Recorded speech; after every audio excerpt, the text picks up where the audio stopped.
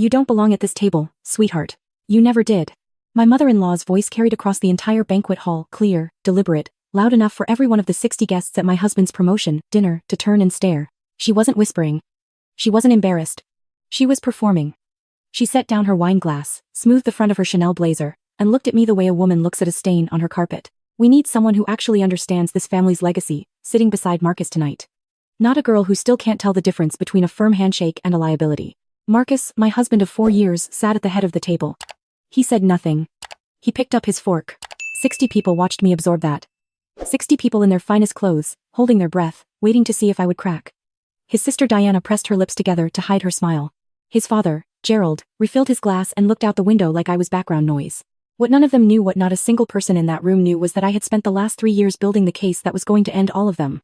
Before I tell you what I found buried inside the family trust documents, and what I did with it the night they thought they had finally broken me, drop a comment and tell me where you're watching from. I want to know how far this reaches. The dinner was supposed to celebrate Marcus making senior partner at Hargrove & Kane, the real estate law firm his father Gerald had co-founded 30 years ago. It was a big night, catered at the Whitmore Club in downtown Charleston. String quartet, monogrammed napkins. The kind of event where every detail is a statement about who you are and who you are not. I had been excluded from the planning entirely. Diana handled the guest list. My mother-in-law, Constance, approved the menu. Even the centerpiece's white orchids, Marcus's favorite, had been chosen without a single text to me. I found out the date of my own husband's celebration dinner through a forwarded email that Constance accidentally copied me on, then immediately followed up with a message saying, "Oh, I suppose you should come too. For appearances. For appearances. 4 years of marriage." And I was an accessory. I wore a navy dress I had picked out 3 weeks earlier. I had my hair done. I drove myself because Constance had arranged for the family to arrive together in a hired car. And again, had simply not mentioned it to me until that morning. When it was too late, I arrived at the Whitmore Club alone. I sat down at the table. I smiled at people I had met a dozen times who still introduced themselves to me as if we had never spoken. And then, halfway through the first course, in front of everyone Marcus had ever wanted to impress, Constance looked at me and said what she said. And Marcus picked up his fork. I didn't cry. I didn't raise my voice. I set my napkin beside my plate, excused myself politely, and walked to the restroom. I stood in front of the mirror for exactly 90 seconds. I looked at my own face. Then I straightened my spine, touched up my lipstick, and walked back out. "Everything all right?" Diana asked when I sat back down, her voice sweet as bleach. "Perfectly," I said. "Thank you so much for asking." I smiled for the rest of the evening. I clinked glasses. I congratulated my husband. I thanked Constance for organizing such a beautiful event. And the whole time, my mind was somewhere else entirely. It was in the filing room of Hargrove & Kane, where I had worked as a paralegal for 2.5 years before Constance decided it was inappropriate for a partner's wife to be on staff and had me quietly pushed out. It was in the memory of every document I had processed. Every trust amendment I had formatted. Every offshore holding I had indexed and filed away in a system I had helped build from the ground up. It was on a very specific set of files I had photographed before I cleaned out my desk. Let me explain something about how I ended up here, because the dinner was not the beginning. It was just the night I decided to stop waiting. I married Marcus when I was 28. I was a paralegal. He was an associate at his father's firm. He was charming and brilliant and laughed at my jokes. Which sounds like a small thing, until you meet a family that never does. The Hargroves were old Charleston money, not the self-made kind, the inherited kind, the kind that comes with a family crest and an unspoken belief that everyone outside the bloodline is a temporary inconvenience. I told myself the coldness would thaw.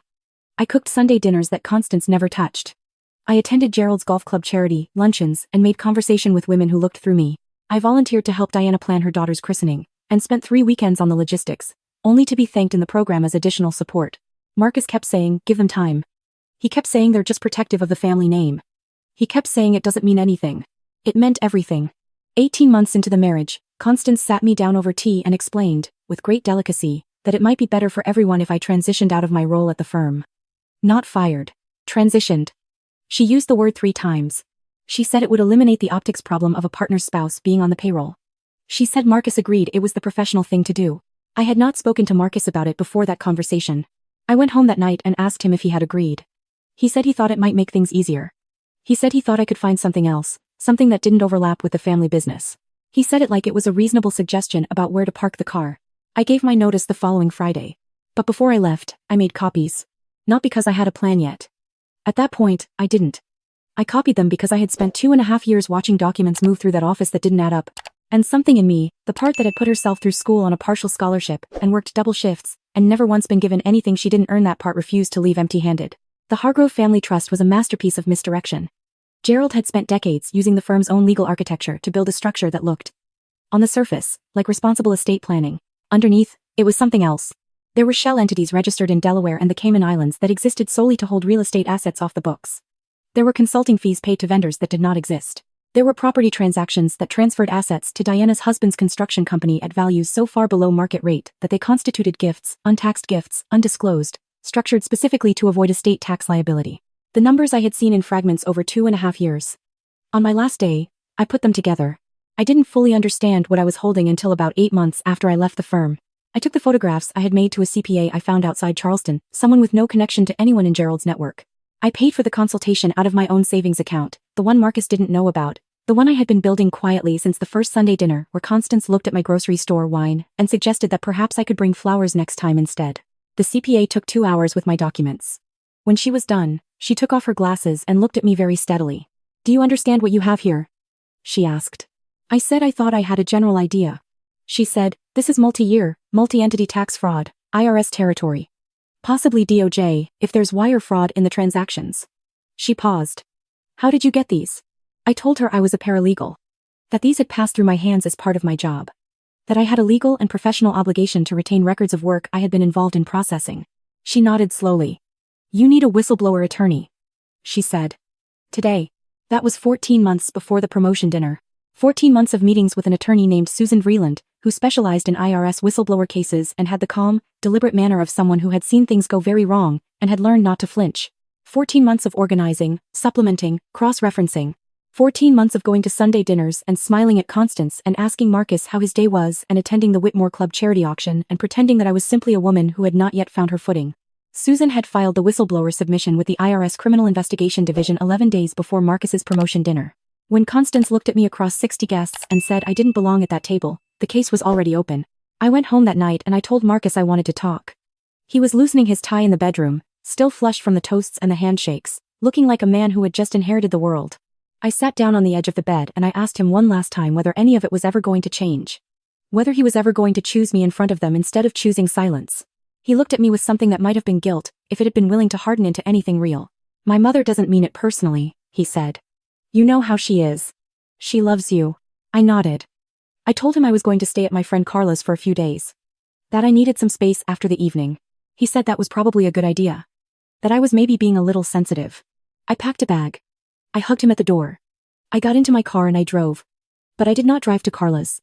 I drove to Susan Vreeland's office, where a conference room had been set up for the past 2 weeks in preparation for a meeting with 2 IRS criminal investigation agents and an assistant U.S. attorney. I had asked Susan to schedule it for the morning after the dinner on purpose. I wanted one last look at all of them, while they still thought they were winning. The meeting lasted 4 hours. I walked the agents through every document, every entity, every transaction. Susan sat beside me and guided the conversation with the precision of someone dismantling a bomb. By the end, the assistant U.S. attorney, a young woman named Reyes, who had not smiled once, was asking follow-up questions with the focused, quiet energy of someone who had just found exactly what they were looking for. "You were present for the processing of these transactions in your professional capacity?" she asked. "Yes," I said. "For approximately 2.5 years. And you retained these materials believing they indicated potential violations of federal law?" "Yes." She wrote something down. She did not look up. "Miss Hargrove," she said, and I noticed she used the name, my married name. "The one I had been made to feel I hadn't earned. Is there anything else you think we should know?" I opened my folder and slid 3 more documents across the table. These were ones I had obtained in the last 6 months, through means that were entirely legitimate and that Susan had pre-approved. Property records. Public filings. One email chain that Marcus had forwarded to me 18 months ago thinking it was a billing question, not realizing it contained a thread that discussed the timing of a specific asset transfer in relation to a pending estate tax assessment. He had forwarded it to me because he wanted me to check the invoice number. I had kept it because I never delete emails. Agent Reyes looked at the email chain for a long moment. "Your husband," she said carefully. "Was he aware of the nature of the transactions?" "I believe so," I said. "Yes. The IRS doesn't move fast." That is the first thing Susan had told me, and she was right. For 6 weeks after that meeting, nothing visible happened. Marcus came home. I came home. We had dinners that tasted like cardboard. He told me about his cases. I asked the right questions. On weekends, we sometimes drove out to the coast and walked on the beach, and I thought about the tide coming in and how it has no interest in what you thought you owned when the water was low. Constance hosted her book club. Gerald played golf. Diana posted pictures of her children at the beach club. And then, on a Tuesday morning in March, 3 things happened in the same hour. Gerald received a hand-delivered notice of civil examination at the firm's offices. The notice covered 5 years of returns filed by 4 related entities. 2 agents appeared at the Hargrove family home and asked to speak with Constance. She was still in her robe. And Marcus received a call from the firm's outside counsel, not a Hargrove and Kane attorney, because all of them were now conflicted out informing him that he was a subject of the investigation and should retain personal representation immediately. I was at Carla's when Marcus called me. I had moved there quietly 3 weeks earlier, telling him only that I needed some time and that we would talk soon. He had accepted this with the mild concern of someone who assumed the storm would pass. He called 4 times before I picked up. They came to the office, he said. His voice was stripped of everything I had ever found charming in it. They took boxes, Claire. They took years of files. I know. I said. There was a pause. A long one. How do you know? He asked. I had thought about how to answer this question for 14 months. I had rehearsed different versions. I had considered soft ones, careful ones, versions that left room for something. But when the moment arrived, I found that I was simply tired of architecture. Because I filed the complaint, I said. I've been working with a whistleblower attorney since before last Christmas. Everything I documented while I was at the firm, the shell entities, the offshore holdings, the undervalued property transfers to Diana's husband, it's all in federal hands now. It has been for 2 months. The silence on the other end was the kind that has texture to it. You, he said. Not a question. Me, I said. He said my name. He said it twice. And then he said something I did not expect, not anger, not accusations, but a single question, very quiet. Did you do this because of the dinner? And I almost laughed. Because that was so completely wrong. No, I said. I did this because of every Sunday dinner for 4 years. Because of the christening program. Because of the day your mother asked me to leave my job and you told her I would without telling me first. I did this because of every single time you picked up your fork. He didn't say anything after that. I asked him to have his attorney reach out to Susan regarding the division of marital assets. I told him I hoped he would retain good representation and cooperate fully. Because cooperation tends to matter when sentencing comes around. I told him I was sorry about the parts that were genuinely his parents' doing and not his own. I meant that. Partially. Then I ended the call and sat in Carla's kitchen for a while, drinking coffee that had gone cold, listening to the sound of the neighborhood waking up. What happened after that took time, the way these things always do. Federal investigations are not dramatic in the way television suggests. They are slow and documentary, and deeply unglamorous. But they are thorough. Agent Reyes turned out to be exactly as tenacious as she had seemed in that conference room. Gerald was indicted on 9 counts, including tax evasion, filing false returns, and conspiracy to defraud the United States. His attorney negotiated a plea that resulted in 38 months at a federal facility in Georgia. The firm, Hargrove & Kane, surrendered its operating license, pending review. The name that Gerald had spent 30 years building dissolved in about 6 weeks of headlines. Diana's husband faced separate civil liability for the undervalued property transactions. They sold the beach house. Diana stopped posting pictures. Constance gave an interview to a local paper in which she described the situation as a family tragedy brought on by betrayal. She did not name me. She didn't need to. Everyone in Charleston already knew. Marcus cooperated. He retained good counsel, as I had suggested. He was not indicted, though he spent a very difficult 18 months as a subject. He lost the partnership. He eventually found a position at a small firm in Columbia. I do not know much about his life now, and I find that I do not spend time wondering about it. My divorce was finalized on a Thursday in November. Carla came with me to the courthouse and we got lunch after at a place downtown that had good soup and windows that looked out onto the street. The IRS whistleblower program calculates awards based on collected proceeds. Susan had told me from the beginning not to build expectations around a number. That cases take years to settle, and awards are not guaranteed, and the process is long. She was right about all of that. She was also right that when a case is strong, well documented, and results in substantial collection, the program is designed to reward the person who made it possible. My award was processed 14 months after the indictments. It was not $3.6 million. It was more. I used part of it to pay Carla back for the months I lived in her guest room. With interest she refused, but I insisted on. I used part of it to establish a proper savings account, the real kind, not the quiet one I had been building in secret. I used some of it to take a trip to Portugal, where I rented a small apartment for 3 weeks and read books and walked along the water and thought about almost nothing. Before I left for that trip, I did one thing. I wrote Constance a letter. Not a cruel one. Not a triumphant one. I wrote it the way you write something you need out of your body and then never need to think about again. I told her that I had spent 4 years trying to earn a place in her family, and that I understood now that the seat was never going to be offered, not because of anything I lacked, but because the table itself was built on something rotten. I told her I hoped she was well. I meant that too. Partially. I didn't mail it. I read it once more, folded it, and put it through the shredder in Susan's office. Some things you write for yourself and no one else. Here is what I want you to take from this. If you've been sitting with a family that makes you feel like the guest who was never supposed to stay, the people who treat you like a liability are often the people most dependent on what you carry. They mistake your patience for weakness because they have never had to develop the real thing. They confuse your silence for surrender. They watch you absorb it, year after year, and they never stop to ask themselves why someone capable of leaving keeps choosing to stay. They should have asked. The night of the promotion dinner, Constance Hargrove looked at me across a room full of people and told me I didn't belong at her table. She was the most right she had ever been about anything.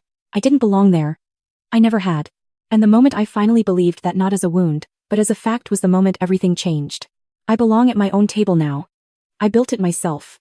And nobody gets to tell me where to sit.